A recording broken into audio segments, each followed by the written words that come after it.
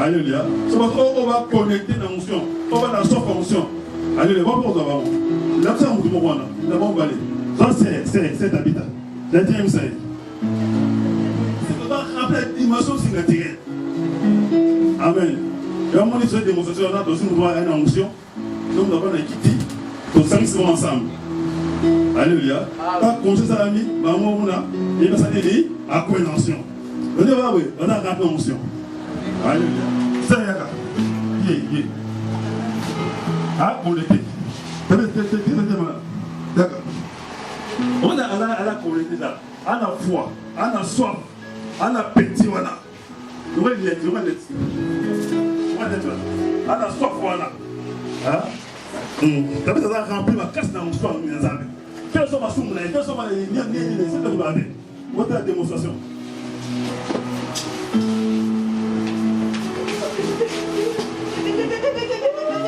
Il y a un parce qu'on s'est prêté. Les bébés vont tout les gars là-bas. On fait la taille. Écoute le français.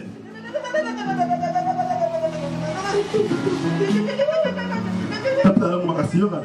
Et puis ça va dans ce là. Papa, décampe. Simba, beaucoup.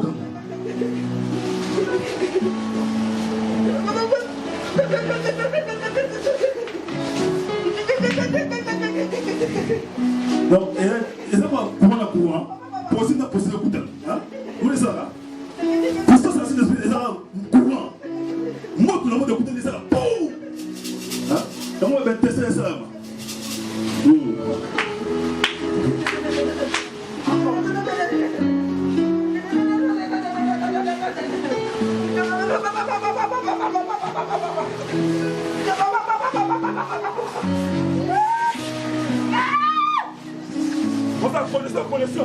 Connexion de connexion. Oh, voilà. Connexion de connexion. Il faut passer ces esprits à 4 jours. Alléluia. Il a besoin de puissance.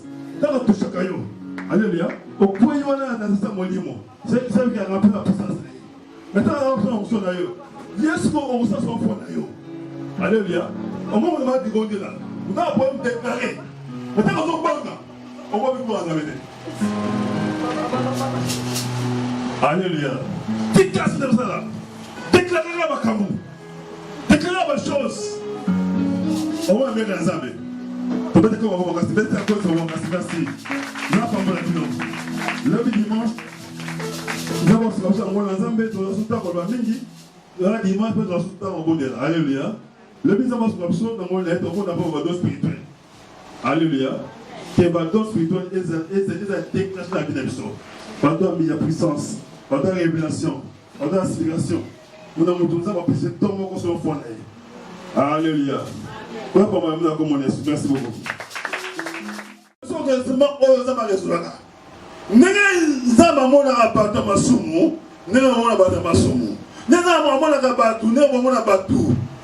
Alléluia. Parce que c'est l'esprit prophétique à toi. Alléluia. Vous allez voir. Non, mon Dieu, la bête la colle, yes, quand vous comprenez mon aïe. On s'en fout pas, moi. Nous voyons les lots là, on ne prend pas, moi. Nous avons un peu de moi de sauter. Nous avons un peu d'aïe. Un peu d'aïe. Alors, nous avons un peu d'aïe. Pour équiper, attention à tout le monde. Attention à toi, attention à mon samen. Pour être digne d'aïe. Kamba tena mambo lutaka atakotinda aga banatema aga mutu moko atinda ya mbele personne ne sonne qui alléluia tala Yesu tala cause de Yesu kumitala oyo zalite amen amen. Grâce aux hommes qui et dans Paul, c'était la présence du Saint-Esprit. Et l'Esprit là, de la grâce. Amen. Pas de temps, molimo sato. Apita bono sato kona yo. L'angolo. Le temps de l'Esprit, Esprit prophétique. Le temps de l'esprit, l'esprit. Tout dit que la monument s'appelle. Déco. Tout dit que la monument on s'est abonné là. Alléluia. Tout le temps. Moi, je suis là, je suis là. Moi, je suis là, Pierre. Je suis là, je suis là. Je suis là, Paul. Je suis là. Ah, mais je suis là. Alléluia. Maintenant, je suis prophétique. Nzambe a aussi pour moi mon aïe. Paix, il faut que je me en tout. Paix, on va c'est pas contre mais première année, il y a une disponibilité. Côté que là, côté que là, à ça. Mais yo, on pas me les guillemets. Alléluia. Au moins, on est capable. On va go dans la tina. On va que yo, oh, ni. Ça pas mon, c'est pas mon pour la tina. C'est pour ça la peur, ça la peut. Alléluia. Alléluia.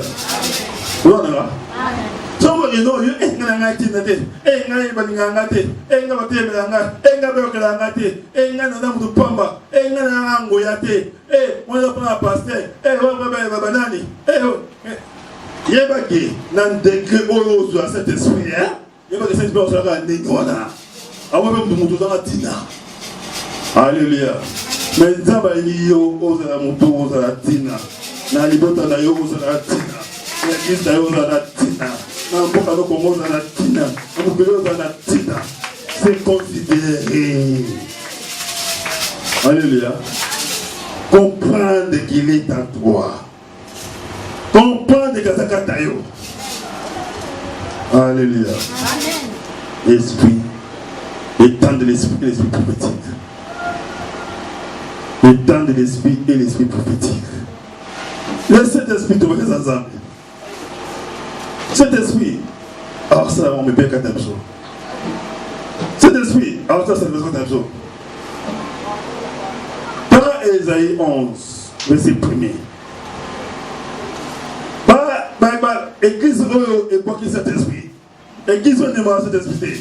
Comme on t'ensemble, on est cet esprit. Toi, tu vas cet esprit. Pour moi, on n'a jamais gloire ensemble.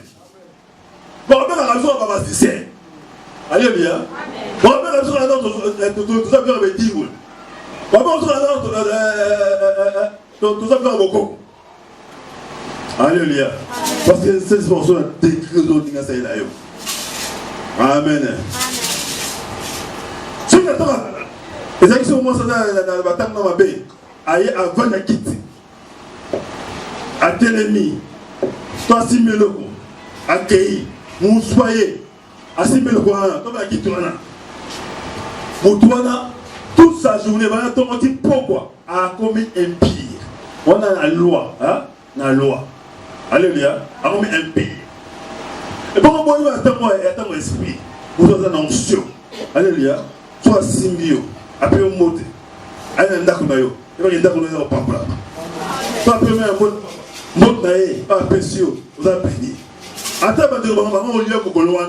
Tu vas prendre la cataille, il va absolument côté. Va plus avoir de vision aussi battre. Alléluia. Alléluia. Parce que Dieu n'est pas Dieu de malédiction, mais il est Dieu de bénédiction. Amen. Maman. Je lis au nom de Jésus, Ésaïe 11, 1. Puis un rameau sortira du tronc d'Isaïe. Babi, l'indra moko egobi mana kiti Isaïe. Israël Isaïe. Isaïe. Et un rejeton naîtra de ses racines. Après, L'esprit de l'Éternel reposera sur lui.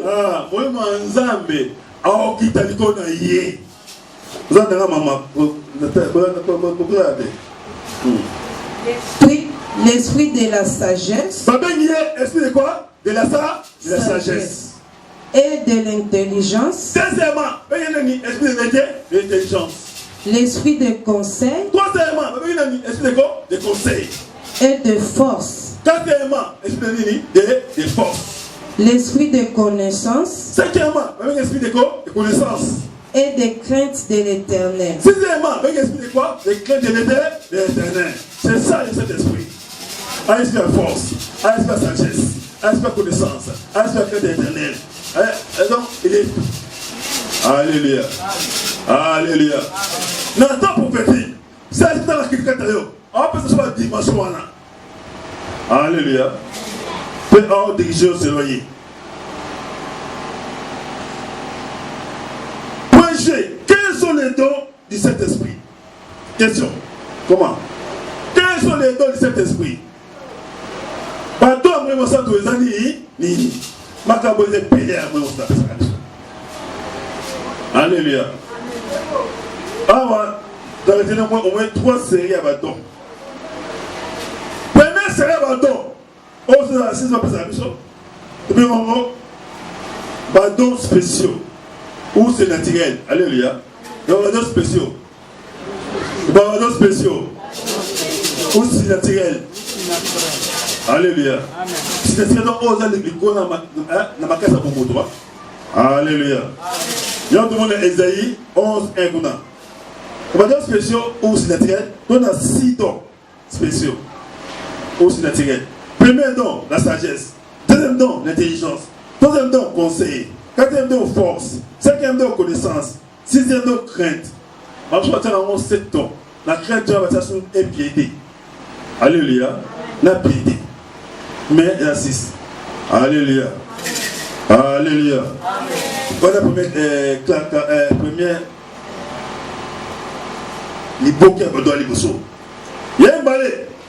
Pardon, ce soit plus à la biseau. Dans le quatrième saut.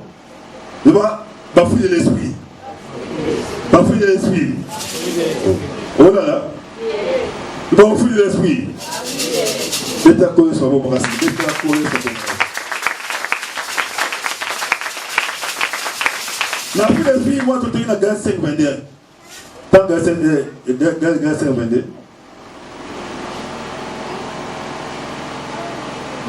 Galate 5, 22. Bafouiller l'esprit.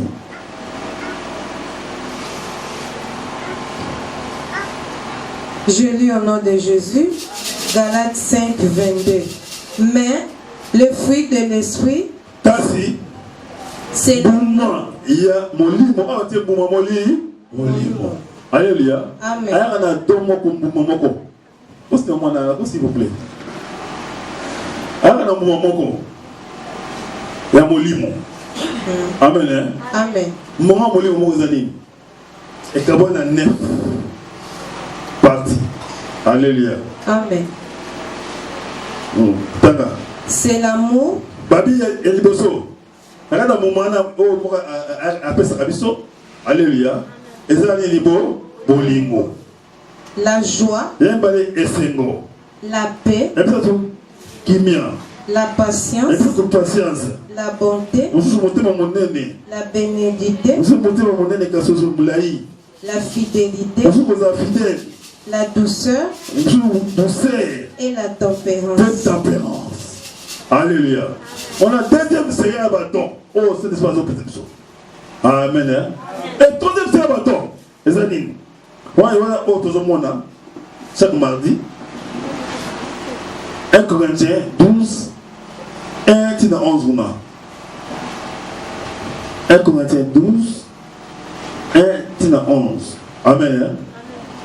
Autre comme on a 3 parties. 3 puissances.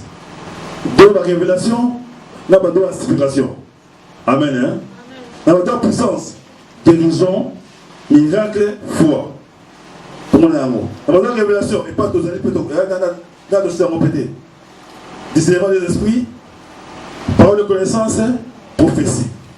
Amen. Dans la 2 inspiration, diversité des langues, sagesse, 3e ligne. Interprétation de l'âme. Alléluia. Alléluia.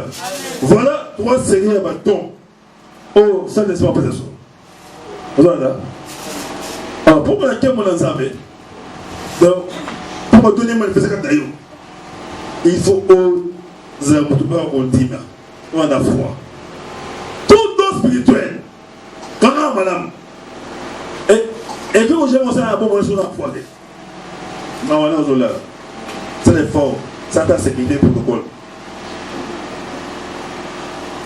Tout don spirituel, ou tout don spirituel, on est charismatique, on est le premier sur 2 années. C'est un badon, tout le monde dit badonné. Badon spéciaux ou c'est naturel. Deuxième Seigneur, les amis, les fruits de l'esprit. Amen. Hein? On a Galates 5, 22. Troisième Seigneur, les amis, pour un don charismatique ou des dons spirituels. Alléluia. Amen. Alléluia. Amen. Et tous ces dons-là, et c'est la rondiment. Si on a rondiment, pardon, mais ça ne va pas me parce que minimum à dos spirituel, mais pas aussi ma don à l'homme. Même à ta foi, même à ta discernement, même à ta bonne connaissance. Comment on a raté un échec? Alléluia. Comment on a raté un échec? Maman va le couta. Non. Des fois, tout le monde a deux et me fait atteindre tout le monde. Alléluia. Non. Il faut oser. Alléluia. Amen. Amen. On a des mamans à minute dans la deuxième partie. Temps prophétique. Dans le temps prophétique, j'avais dit, cet esprit, dans la temps prophétique, nous surtout à la tête de comment savoir que vous avez valeur spirituelle? Alléluia. Dans tout le monde, les attitudes d'une personne remplie de cet esprit et le petit de cet esprit. Tout le monde, non? Comment quelques signes qui prouvent que vous possédez au moins un don spirituel. Alléluia. Amen. Alléluia. Amen. C'est comme on va faire. Ma porte n'est pas bonne. Ma porte n'est pas bonne. Même dans la mission. Peut-être la police va pas passer. Peut-être la police va vitamine. Peut-être ma porte au moins est bonne.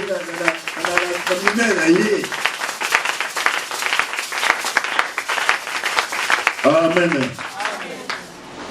Alors, la table prophétique, la deuxième partie de la table prophétique, même à mardi, Isaïe, tout ça, Amen. Alors, tout le monde dans la table prophétique, les attitudes d'une personne remplie de cet esprit et remplie de cet esprit. Le lien Moutou a rempli cet esprit. Donc, à l'attente mon lit, mon sang, mon sang, n'est pas à la carte. Alléluia. Amen. Voilà la table prophétique. La badali, la table prophétique, elle a dit tant cet esprit a coopéré dans votre soto. Pourquoi table prophétique? Pourquoi l'esprit prophétique? Parce que dans ce temps que nous sommes, tout le monde a besoin ainsi d'éternel. Tout ça, vous allez bien beaucoup, ça peut être intermédiaire. Parce qu'il a le Saint-Esprit. Le Saint-Esprit, c'est l'esprit qui parle, qui sonne des choses cachées, qui révèle des choses cachées. Vous voyez, ta prophète a été. Mais c'est les hommes qui sont beaucoup. On va ainsi l'éternel. On va la vision, la révélation, qu'on soit destiné à vivre dans Alléluia. On a dit dans cette prophétie, nous n'avons pas besoin nécessairement des prophètes. Nous avons un prophétie, non. Encore là, mon niveau encore là, non. Il a le Saint-Esprit en lui. Il n'a pas besoin. Il faut maintenant, mon tour dans la prophétie, il y a un peu de la exemple de la prophétie. Et vous dans la belle. Et vous dans la zone lamba. Et vous dans la Astrobassani. Oh, toi qui es Alléluia. Toi, à quel voyage? Alléluia. C'est ce que vous regardez. Hein? Hein? Le monde va continuer à nous dire que quand on va le bas, il faudra qu'il gagne. On a la prophétie. Non? Nathan prophétique, tout le monde est des prophètes. Tout le monde peut prophétiser. Tout le monde peut avoir des visions. Tout le monde peut être des seigneurs. Nous sommes encore comme moi, Saint-Esprit. Pourquoi? Parce que le Saint-Esprit, il est Dieu, il est en lui. Alléluia. Mais, votre bâton est différent. Votre bâton est à contact. Alléluia. Soit c'est plus qu'à un second, on va quand même se voir. On va un second, à nous, on va la révélation. Pas un second. Alléluia. Yamouï Nani, mon Sakoli. Élisée. Roi Panaé. Habité Panayo. Donc on va essayer d'éternel. allait prêter. Si vous avez un fuite, aïe, avec ta fuite. Comme vous avez ta fuite, aïe, avec ta fuite, maman est 5 mois, vous l'avez vu qui dit, maman nous sacola. Amen. Alléluia. Alléluia.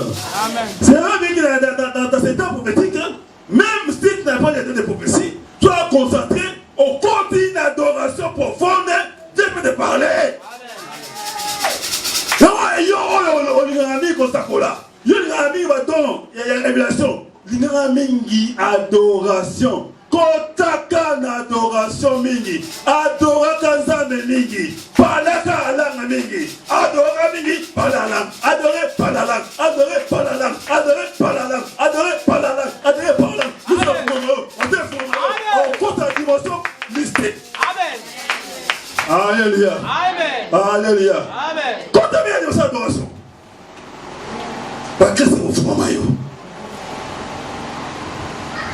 Amen. Comme la dimension d'adoration. Aimez ça. Parler la langue. Adorer la Zambé. Élisée, il se connaît l'idée. Aïe, c'est pour toi adorer. Même là, vous avez la fuite. Alléluia. Parce que cette adoration est single. Alléluia. Avant de vous manifester au stade. Vous allez voir? Ah, vous allez voir. Vous allez voir. Est-ce que vous allez voir? Vous allez voir. Est-ce que vous pouvez commander un esprit prophétique? Est-ce que vous pouvez commander un esprit prophétique? Toute la dimension d'adoration. Vraiment, ceux qui voudraient un esprit prophétique, aïe, la saison prophétique, à Santaka, fait à Santaka comme modération. On va être différent de mon Adam charnel. Comme adoration, comme intercession, à mon louange, adoration, ils sont matin, à quel âge d'adoration? Alléluia. À quel âge d'adoration? À côté de la mat, sauf quand au multi-fréquence. Alléluia. Quand on est au but dans la connexion,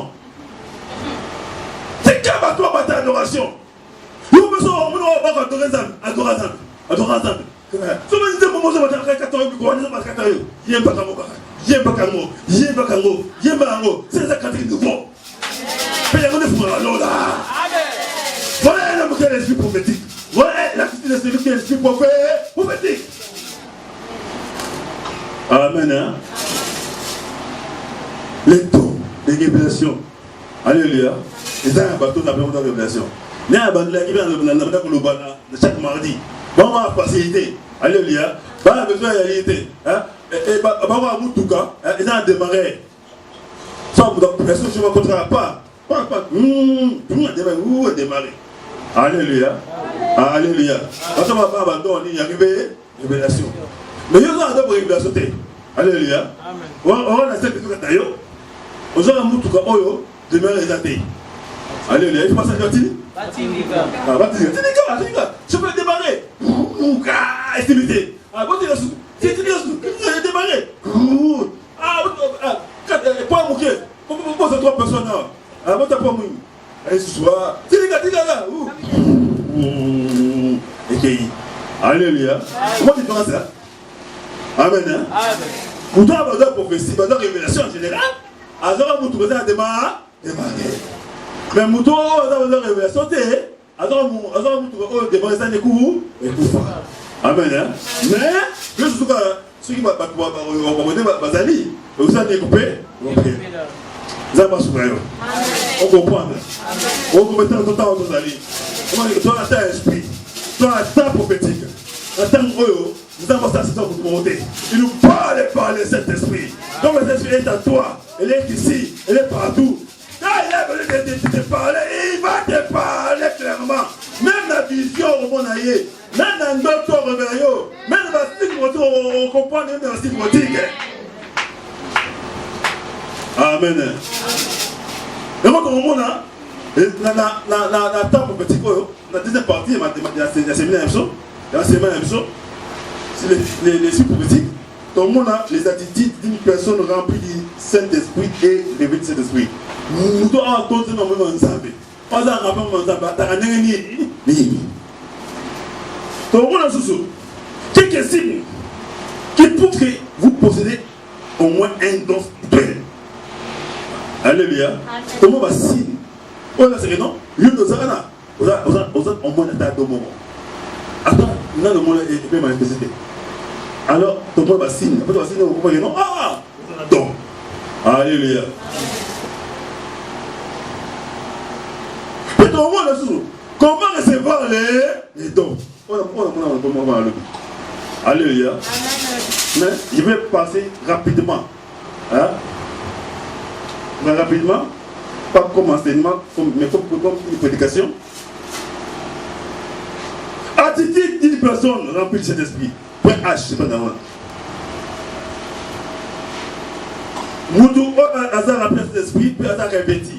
Hazard a contre un monument, puis à l'aise un monument. Alléluia. Babi Jésus était rempli et revêti. Alléluia. Du Saint-Esprit. Moi, en Zambé, c'est qu'il y a Atonda, puis Asalini, Alatisama. Namolimo. Alléluia. Amen. So, tout le temps, pour la famille. Ah, on a dit. Tout le temps, awa. On va vexer moi tout le temps.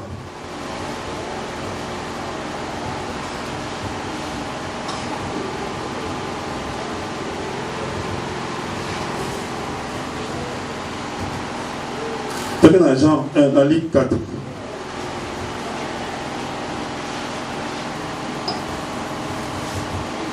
Luc 4, verset 1. Et puis, sauter au verset 14. Luc 4, verset 1er, virgule, verset 14. Je lis au nom de Jésus. Luc 4, 1.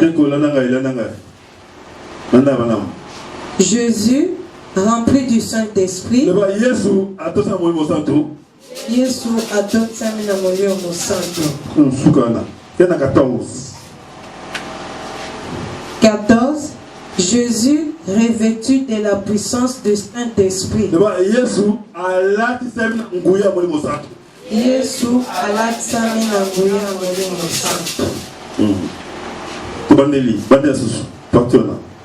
14.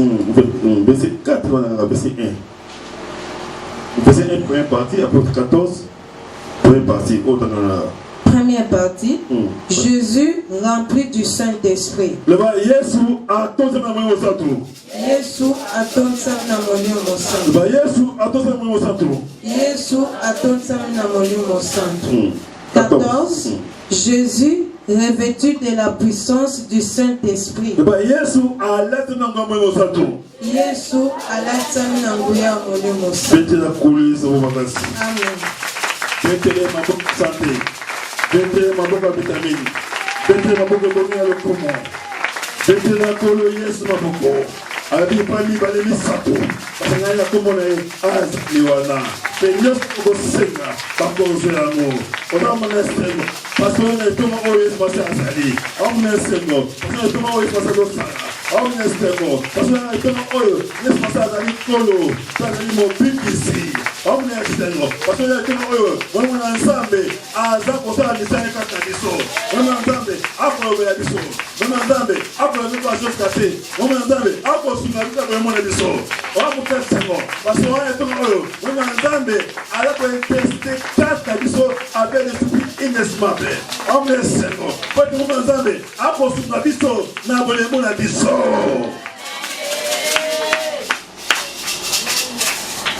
Amen. Alléluia. L'état prophétique. Comprendre les attentes où il accepte. Il est lui-même prophète. Alléluia. Amen. Il est lui-même prophète. Il agit, il parle, il révèle, il enseigne, il exhorte, il fortifie. À sa coach, par excellence, à sa maître de jeu. Dans un chef des équipes. Alléluia. Saint-Esprit. Un fondateur d'équipe de mission. Il m'a fondateur. Dans ta prophétique. Il m'a fondateur l'équipe d'Abisso. Il m'a dit, équipe de mon église. Alléluia. Il m'a fondateur l'équipe de l'église. Dans ta prophétique, cet esprit. Il m'a dit coach l'église d'Abisso. Alléluia. Coach l'église. Après cette église. Salaboué. Bétaboué. Salaboué. En forme église. Dans le traitement. Alléluia. Amen. Amen. C'est l'église de Bibende. Kimambangu, Salaboué, Zongaboué, Salaboué, Géné, dans la Bible, Zongaboué, Salaboué, tout ça. C'est lui le coach. Alléluia. Il nous conduit, il nous dirige, il nous révèle les choses cachées. Oh, ce n'est pas ma tactique à l'ennemi.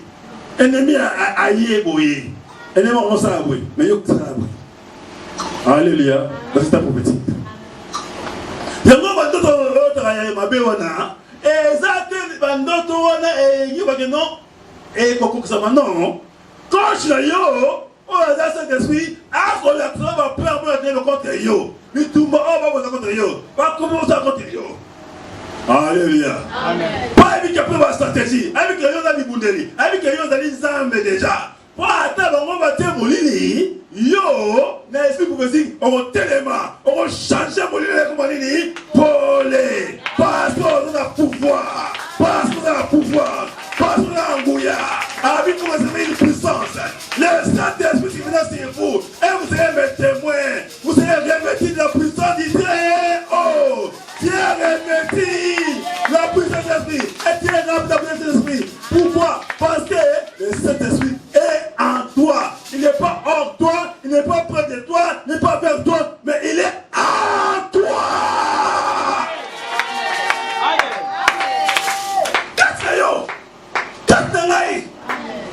Alléluia. Je vais commencer à créer mon chaos.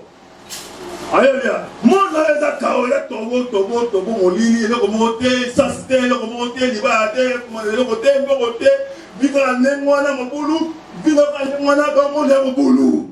Alléluia. Yo, il va mon boulot, yo, dans cet esprit. On va te mon lit, mon ça tout. Voilà, moi, ça tout. Moi, ça tout. Dieu se donne Christ comme mon aïe. Et pas mon lit, les amis, et pas mon lit, le roi. Pour le quota. Et mon quota.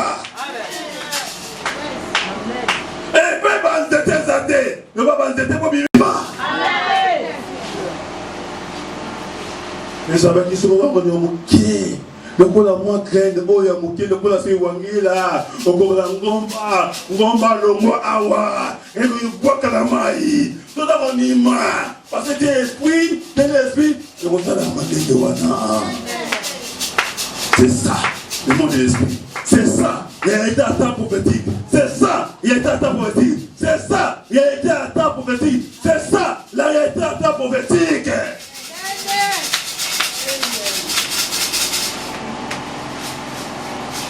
Nous avons la Bible en temps prophétique. Somme 90 verset 6 à Bible. Il y aura des hommes en temps prophétique. Somme 90 verset 6 à maman.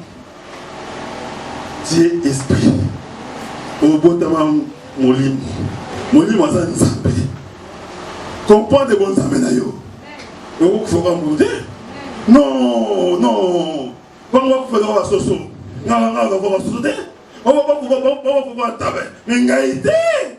Ouais, non. Il y a pas prophétique. Celui qui est de l'esprit est d'esprit. Il remet son esprit à les mains de Dieu. Comme Jésus-Christ lui-même avait remis son esprit à les mains de son Père.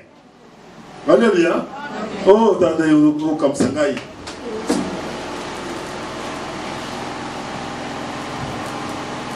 La table petit go, Yesu a payé mon monnaie, pas bon. Alléluia. Amen. Moi, j'ai eu mon esprit à tête. Amen. C'est lui qui a été pour essayer de revenir à sa tête. Si tu as un temps, ok, ils vont vous pas colo. Mais t'as oui. Allez, mon kili. Colo, j'ai aimé mon esprit à tête. Monsieur Zili, tout est accompli. C'est ça, il y a un temps prophétique. Jésus-Christ est qui? Et Dieu. Nous sommes qui? Le corps de qui? De Jésus-Christ. Toi, nous autres, on a Jésus. Le tel qu'il est, tel que moi, tel que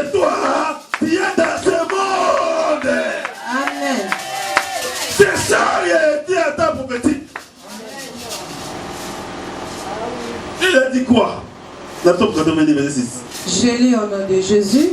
Merci. Psaume 82, verset 6. Ok. J'avais dit. Nana baki utakala. Ngaiza mbena ba utakala. Ngaiza na ba utakala. Abaki nini? Vous êtes de Dieu. Bino nyoso bozali awa. Obakoka ngaye koloba. Boza ka ba dute. Boza ka ba nzambe. Amen. Amen. Ça va voilà là. N'a pas combien de fois. Quand n'a pas combien de fois. N'a pas combien de fois. Amen. Vous êtes tous des fils du Très-Haut. Pourquoi pas nzambe? Parce que bino nyoso.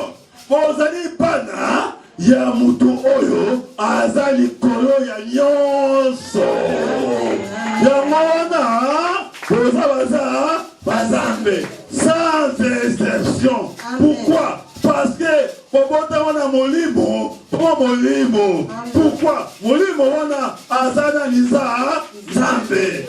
Zambe alobaka akreaka maloba na ye. Tata kaloba, mama osalama, ate résultat. Et comme ça, Babi, c'est la prophétie. C'est là où on a le bi. C'est là où on a le bi. C'est là la prophétie. Vanda, c'est là. Zamba, ça ne va pas y avoir, c'est là. Zamba, ça va y avoir, c'est là. Et comme ça, et comme ça, et comme ça, yo le baka, le baka, le baka, le baka, peu importe l'attente. Parce que Zambé, attends, Zambé, au-dessus, attends, au-delà, attends. Il va mettre à taper à circonstances. L'État c'est lui-même, cet esprit. Parce que moi je m'appelle qui? Je suis. Comme les Nazali. Oh Nazali. Alléluia. Parlaka. Lomaka. Et si besibate. Au monomonate. Parce que va se carotter l'oba. L'obaga. Quand tu as la circonstance dans le quand tu as l'inspiration dans le quand tu as la mal dans le quand tu as la pauvreté dans le quand tu as la célibat dans le quand tu as l'humiliation dans le quand tu as la belchèque dans le quand tu as la balaki dans le quand tu as la boulevou dans le maintenant là, oyo abenga yo wana azala molimo mpe moto abenga yo aza liba na yo te apembe na yo te na ntango petiko oyo aza te kati na yo.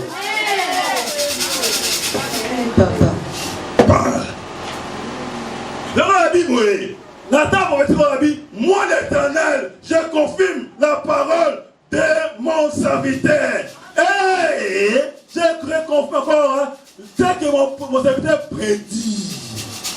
Abi o mo se ala ko prédit na ko kisamo Nathalie tata prophétique. Tata prophétique. Prédit dans la ligne et aux athées. Il n'y a rien. On se rend compte que il y a un zamba sakoratina ba lobaka.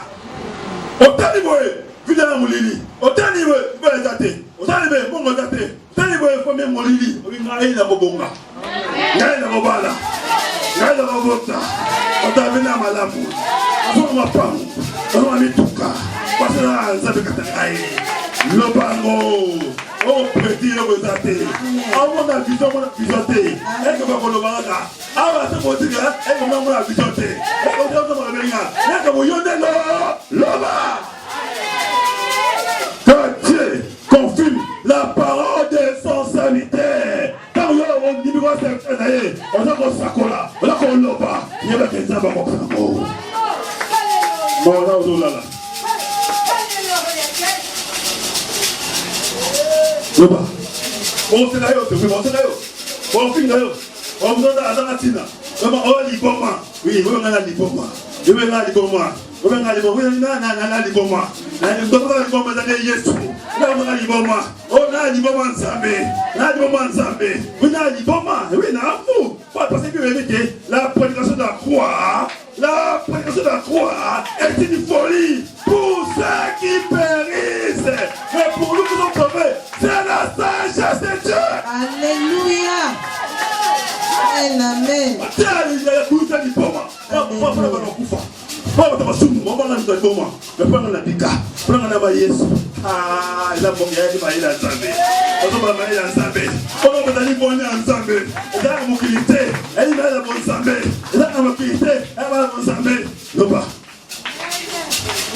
Alléluia. Mais pour le bon Congo, le bon Congo. Congo ça a félicité. Congo ça a Burkina, mais Congo ça a yo. Mais pour le bon Congo ça a yo. Le bon Congo ça a gaï. Congo ça a Congo et Congo. Le bon penser. Alléluia. Nous on tient beaucoup beaucoup. On tient moi beaucoup. On tient beaucoup. Tient Congo beaucoup. Tant que on a pas Congo ça va moi. On tient beaucoup Congo, Congo. Congo pour avancer, Congo pour tomber, Congo pour puissant, Congo qui est notre prix là, parce que il y a dit, moi la bilaka. C'est ça la sagesse de Dieu. C'est ça la sagesse de Dieu. C'est ça la sagesse de Dieu. Demandez ma yéla vous savez. Alléluia. Bêtez-moi de vous. Bêtez-moi de vous. Ça c'est le esprit. Ça c'est le esprit. Non, vous avez la voix, ça vous embêter. Non, vous avez profondeur, ça vous embêter. Oh, les âmes à lever mon côté. Les âmes à lever mes âmes. Et mon livre sacré. Ça, c'est le esprit. C'est ni par la sagesse, ni par la force. C'est pas mon esprit. Dieu te dit jamais. Changez pas ça. Changez pas ça. Quand on a conscience à ôter, quand on a banzana à ôter, quand on a maman à ôter. Quand on a la fièvre na yoté, quand on a la malaria na yoté, quand on a la diarrhée, quand on a l'hémorroïde au belaté, quand on a la macolo au belaté, quand on a la thé, oh, c'est une bongo offrande, quand on a la thé, quand on a la thé, oh non, on peut dire qu'il va qu'on se requis, quand on a la thé, mais vite là, on a la katayo, on a la katayo, on a la katayo, on a la katayo, tala on a la katayo, Adam Moudouté, on a la katayo, Adam Moudouté, Adam Molimo Santo, personne n'est jamais. Il y a une émission, il n'est pas n'importe qui. Ah, c'est Dieu. Dans ça, le mot. Qui? Ah, c'est qui gagne? Oh, c'est qui d'amour, il y a des exemples qui ont été, moi, mais à des hommes, on a une vie, ça ne veut pas dire. Et que ça ne veut pas dire. Pas de qui d'amour, la mouqueuse, ça ne veut pas dire. Ah, bah, ça, on a mis un bien, qui se pose. Oh, bah, t'as bouillard. On va faire un peu on sait quoi. Et oh, bah, ça, on tous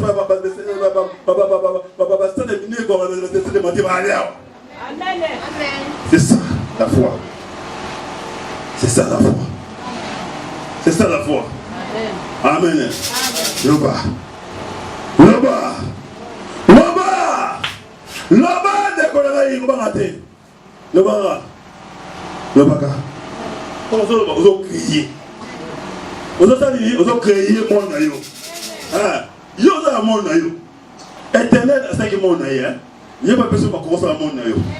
Alléluia. C'est mon naïo. Mon naïo. Alléluia. Créez. Créez, tout est à vous. L'eau les aïeux, ma belle aïeux, ma belle aïeux. Tout est à vous. Tout est à vous. Tout. Alléluia. Le bal. Là, ce qui est là.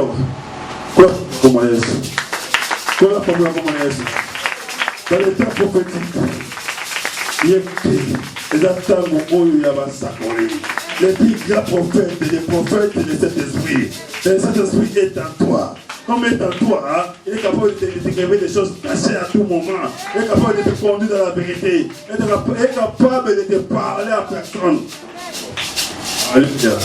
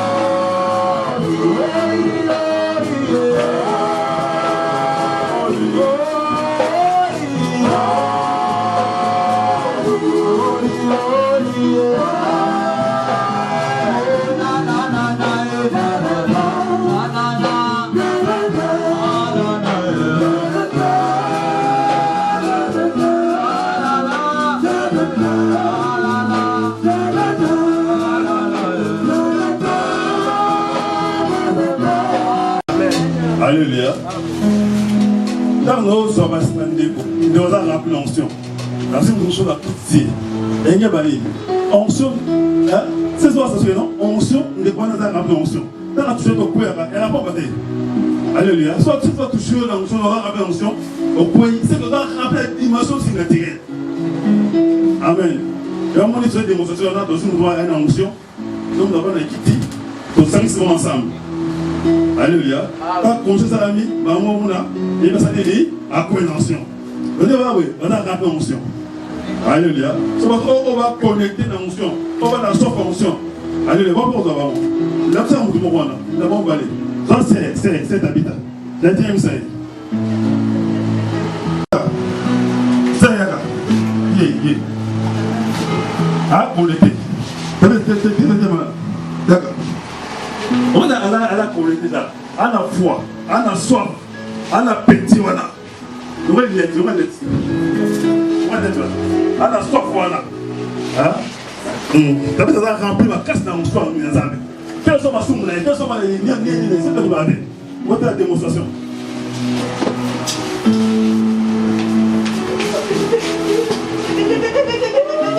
Il y a un croissant, c'est pas bébé.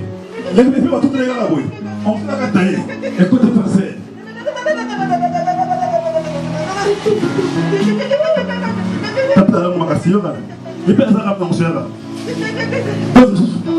Papa, décampe. Simbaye, beaucoup.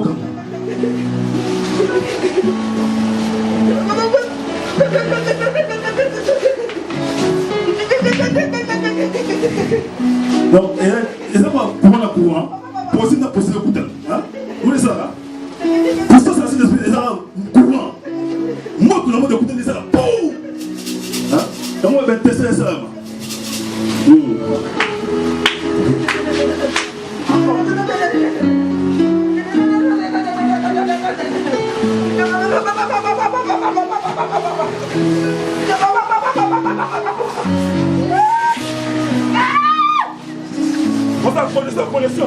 Connaissons de conditions. Connaissons de conditions. Pourquoi passer ces esprits à Katacho? Alléluia. Il a besoin de puissance. Dans la touche à caillou. Alléluia. Au point où on a dans ce monument, c'est ça qui a rempli la puissance. Maintenant, on a l'onction d'ailleurs. Yes, on s'en soit fort d'ailleurs. Alléluia. Au moment où on va dire là, on a un problème déclaré. Maintenant, on a un On va vivre dans la vérité. Alléluia. Déclare de ça. Déclare la makamou. Déclare la chose. On va mettre dans la zambe. Peut-être qu'on va voir parce que peut-être que on va voir parce que là pas mal de lundi dimanche. Nous avons ce qu'on va dans la zambe, dans le temps qu'on va mingi. Là dimanche peut dans le temps on bonheur. Alléluia.